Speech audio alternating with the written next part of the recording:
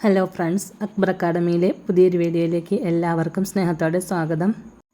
LDC 2024 കഴിഞ്ഞ പരീക്ഷയിലെ കുറച്ച് questions നോക്കാം. ഹരിത വിപ്ലവത്തിൻ്റെ നേട്ടങ്ങളെ പറ്റിയുള്ള പ്രസ്താവനകളിൽ ശരിയല്ലാത്തത് ഏത്?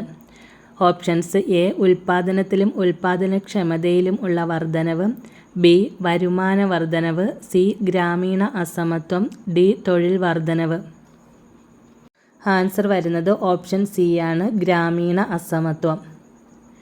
നെക്സ്റ്റ് ക്വസ്റ്റ്യൻ: സാമ്പത്തിക പരിഷ്കരണാനന്തര കാലഘട്ടത്തിൽ പുറം കരാർ നൽകൽ അഥവാ ഔട്ട്സോഴ്സിംഗ് രംഗത്ത് ഇന്ത്യ മുൻപന്തിയിൽ എത്താൻ സഹായിച്ച വസ്തുതകൾ ഏവ?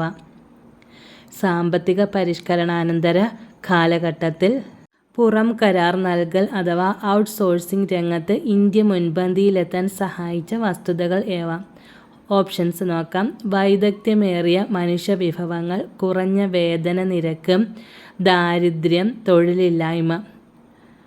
ഓപ്ഷൻസ്: എ 1 മാത്രം, ബി 3 4, സി 1 2, ഡി 2 4.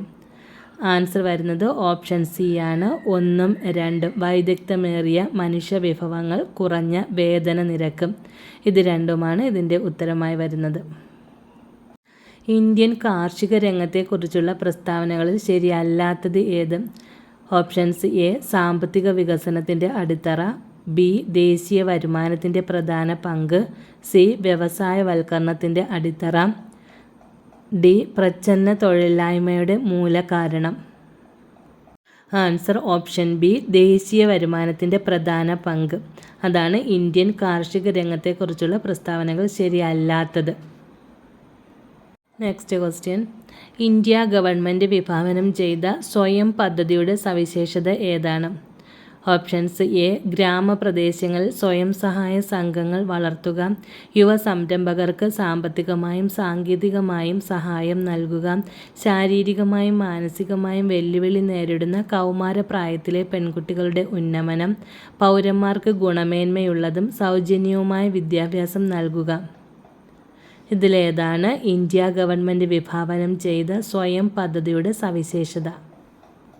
ആൻസർ വരുന്നത് ഓപ്ഷൻ ഡി, പൗരന്മാർക്ക് ഗുണമേന്മയുള്ളതും സൗജന്യവുമായ വിദ്യാഭ്യാസം നൽകുക. ചാനൽ ഇതുവരെയും സബ്സ്ക്രൈബ് ചെയ്യാത്തവരുണ്ടെങ്കിൽ സബ്സ്ക്രൈബ് ചെയ്ത് ലൈക്കും ഷെയറും ചെയ്ത് സപ്പോർട്ട് ചെയ്യണം. Okay, thank you. പുതിയൊരു വീഡിയോയുമായി വീണ്ടും കാണാം.